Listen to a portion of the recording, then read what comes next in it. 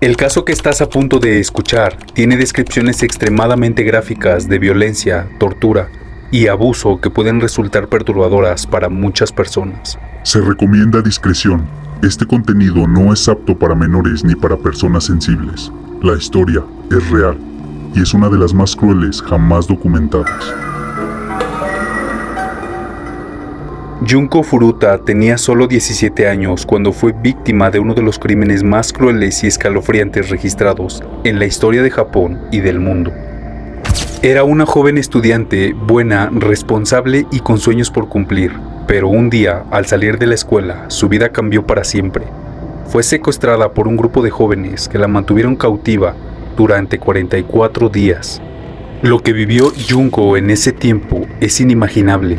Tortura física y psicológica, abusos indescriptibles y un sufrimiento que solo el infierno podría igualar. Sus gritos nunca fueron escuchados, sus asesinos eran menores de edad y lo peor es que la justicia nunca hizo lo suficiente. Esto no es solo un caso, es una advertencia, una cicatriz que marcó a todo un país. Este es el inquietante y horroroso caso de Junko Furuta.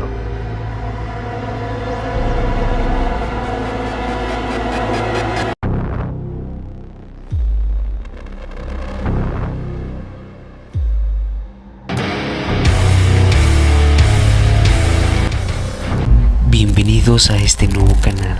Ahora ponte cómodo y disfruta de esta inquietante historia. Tokio, diciembre de 1998. Junko Furuta tenía 17 años. Era el tipo de chica que muchos admiraban en silencio, inteligente, reservada, con buenas calificaciones y una vida sencilla. No salía mucho de fiesta, prefería concentrarse en sus estudios y en sus planes para el futuro. No tenía conflictos con nadie, y eso hace que su historia sea aún más inquietante. Aquella tarde, Junko salió de su escuela como siempre, bajo el cielo frío del invierno japonés. Tomó su bicicleta para volver a casa, sin saber que alguien la estaba observando. Uno de sus compañeros de clase, Hiroshi Miyano, la tenía entre ceja y ceja desde hace tiempo. Pero Junko no tenía ningún interés por él, y eso para Hiroshi era una ofensa imperdonable. Hiroshi no estaba solo, pertenecía a un grupo de jóvenes con nexos con el crimen organizado, específicamente con la Yakuza, y aunque apenas eran adolescentes tenían poder, miedo e impunidad, y lo más peligroso, una mente retorcida y sedienta de control y sadismo. Ese 25 de noviembre, Hiroshi y su cómplice, llamado Shinji, trazaron un plan y fingieron que Hiroshi iba caminando solo por un callejón, cuando de pronto cayó al suelo, como si necesitara ayuda. Junko, al verlo en el suelo, se detuvo, un gesto humano, un acto de bondad que sellaría su destino. Cuando se acercó a ver si estaba bien, fue atacada por sorpresa. En segundos su mundo cambió por completo. La llevaron a una casa, a un lugar que pasaría a la historia del horror, la casa de los padres de uno de sus captores. Junko fue arrastrada hacia ese infierno oculto, detrás de las paredes de un vecindario común. Una casa, 4 adolescentes, una víctima, y el horror apenas comenzaba.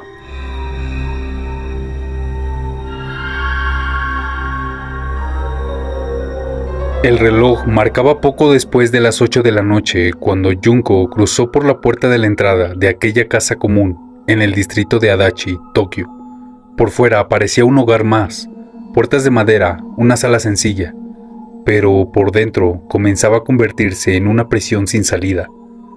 La primera noche no hubo palabras, solo miradas. Junko, temblorosa, intentaba procesar lo que ocurría. No estaba atada, pero sabía que escapar significaba arriesgar su vida. La habitación donde la tuvieron tenía paredes delgadas, pero el silencio era cómplice. Nadie iba a escucharla. Hiroshi, Shinji, Joe y Yasushi, 4 nombres que se grabarían para siempre en la historia más aterradora de Japón. Todos menores de edad, todos con lazos con la Yakuza, y todos con una sed enfermiza por destruir la inocencia de alguien. Aquella primera noche, Hiroshi la amenazó, Le dijo que si intentaba escapar, si gritaba, si contaba algo, sus hombres la matarían. Y no solo a ella, también a su familia. «Sabemos dónde vives», le dijo al oído. Esas palabras fueron una sentencia. Entonces comenzó la pesadilla. Fue en la misma sala donde los padres de uno de ellos vivían, donde aparentemente no sabía lo que ocurría. Junko fue violada esa misma noche por Hiroshi, y no fue la única vez, ni el único.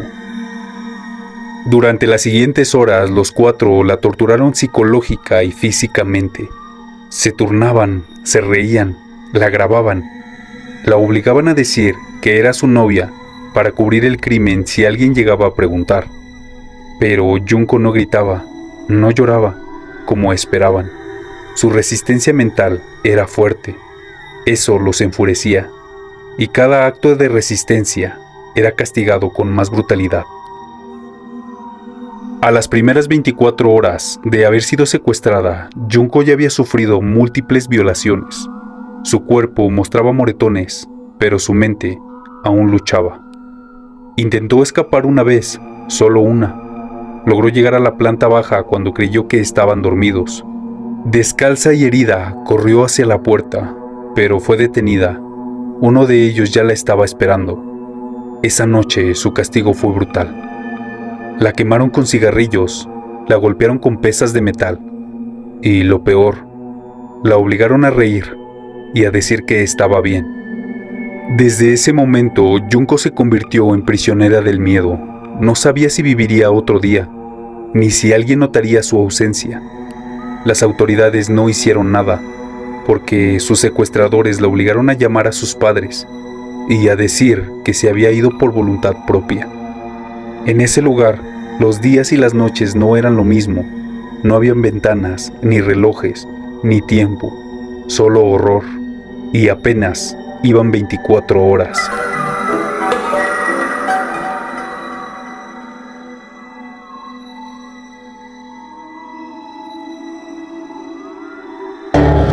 Después de aquella noche de castigo, Junko dejó de intentar escapar.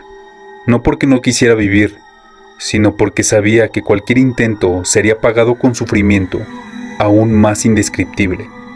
A partir de ese momento, comenzó el verdadero infierno. Pasaron los días, 1, 2, 3. Pronto perdió la noción del tiempo. Los abusos no cesaban.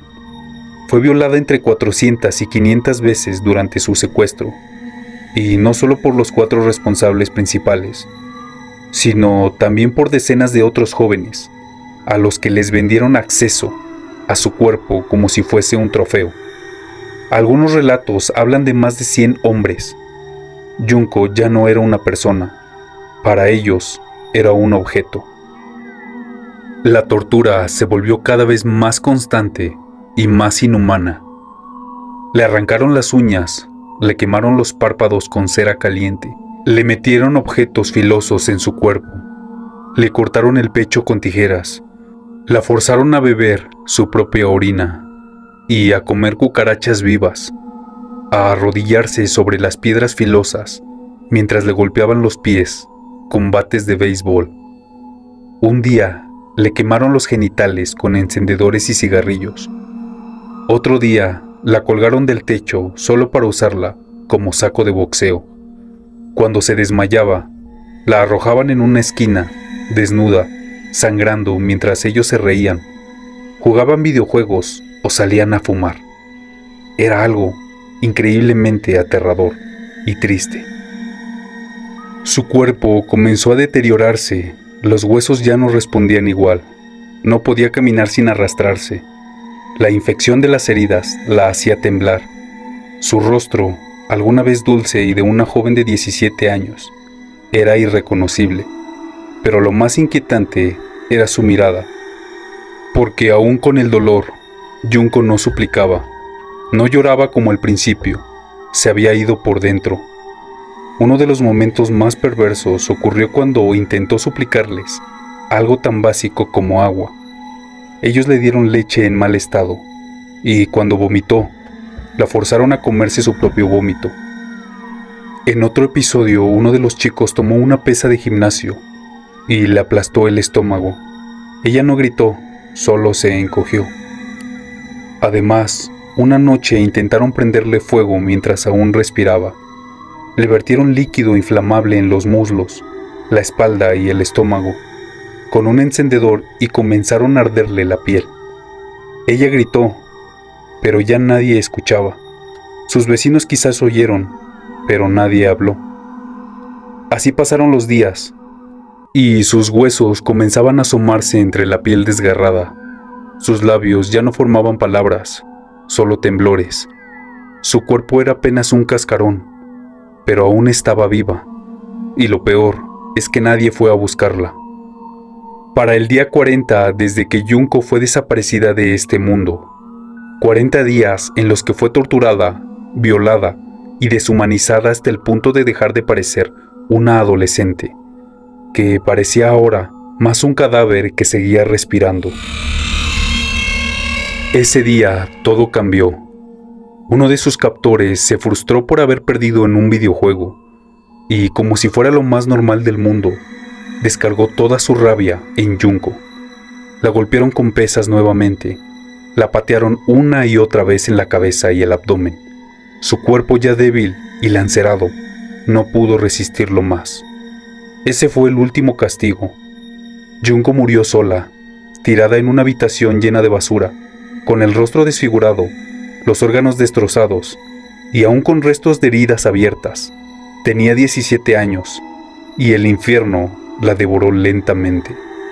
Sus asesinos, lejos de arrepentirse, escondieron su cuerpo dentro de un tambor metálico de 200 litros.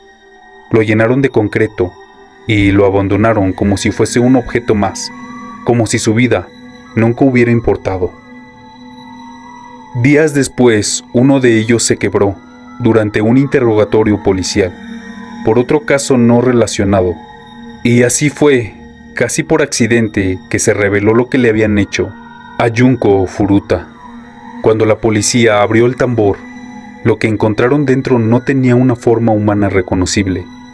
Era más que un cadáver, era un testimonio de los horrores que un ser humano puede infligir a otro.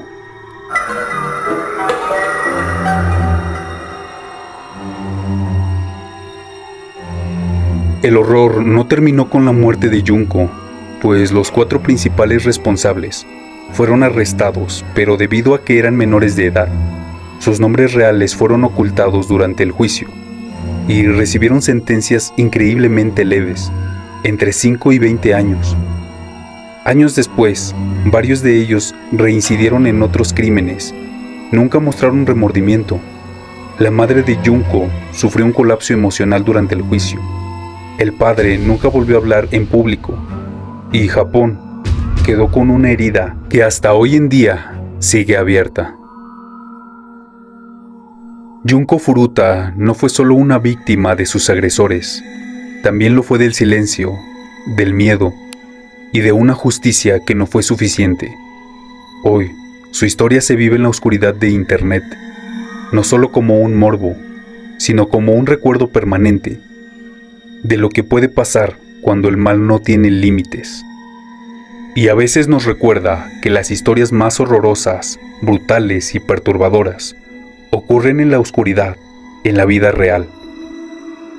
Sin duda alguna, este es uno de los casos más horrorosos y tristes que han ocurrido en la historia de la humanidad.